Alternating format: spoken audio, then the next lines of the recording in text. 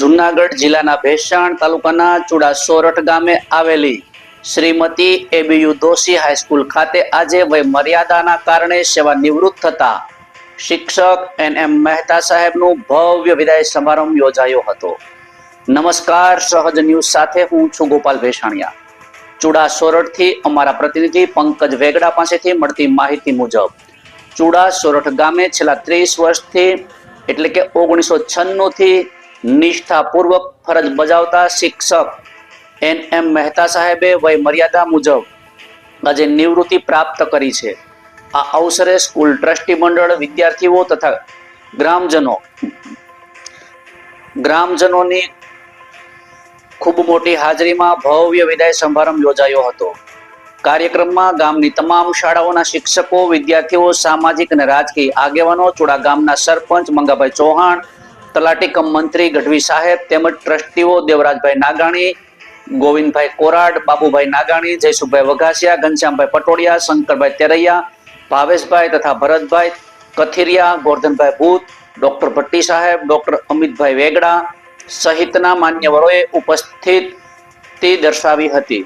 દીપ પ્રાગટ્ય પછી કાર્યક્રમનો આરંભ કરવામાં આવ્યો હતો। પધારેલા આગેવાનો અને મહેમાનોએ મહેતા સાહેબને શાલ ઓઢાડી અને પુષ્પગુચ્છ આપી સન્માનિત કર્યા હતા। વિદ્યાર્થીઓએ પણ પોતાની લાગણીઓ વ્યક્ત કરતા વિદાય ગિફ્ટ અર્પણ કરી હતી। ટ્રસ્ટી મંડળના સભ્યોએ પોતાના વક્તવ્યમાં મહેતા સાહેબના શાંત સ્વભાવ, શિક્ષણ પ્રત્યેની પ્રતિબદ્ધતા અને 30 વર્ષના કાર્યક્રમ દરમિયાન સ્કૂલના શિક્ષણ સ્તરમાં આવેલા નોંધપાત્ર સુધારાની પ્રશંસા કરી હતી। પ્રકૃતિ પ્રેમી મહેતા સાહેબે સ્કૂલમાં સુંદર બગીચો વિકસાવ્યો છે અને તેનું જતન પણ તેઓ જાતે જ કરતા હતા। મહેતા સાહેબ પાસેથી શિક્ષણ લીધેલા અનેક વિદ્યાર્થીઓ આજે ડોક્ટર, એન્જિનિયર અને સફળ વેપારીઓ તરીકે દેશ વિદેશમાં પ્રગતિ કરી રહ્યા છે।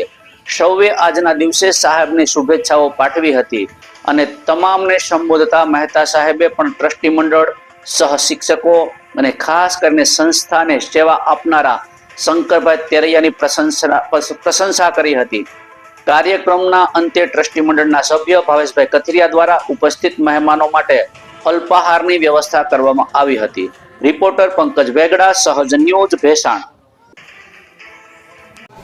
1996 થી આ શાળાની અંદર હું શિક્ષક તરીકે કામ કરતો હતો। ત્યાર પછી 7 વર્ષ ઇન્ચાર્જ આચાર્ય તરીકે કામગીરી કરી અને મને ગ્રામજનો તથા ટ્રસ્ટી મંડળ, શિક્ષકો, સ્ટાફ તમામ તરફથી મને ખૂબ જ લાગણી અને પ્રેમ મને મળેલો છે અને હજી અવિરતપણે નિવૃત્તિ પછી પણ મારે કામગીરી કરવી છે એવી મારી ભાવના છે।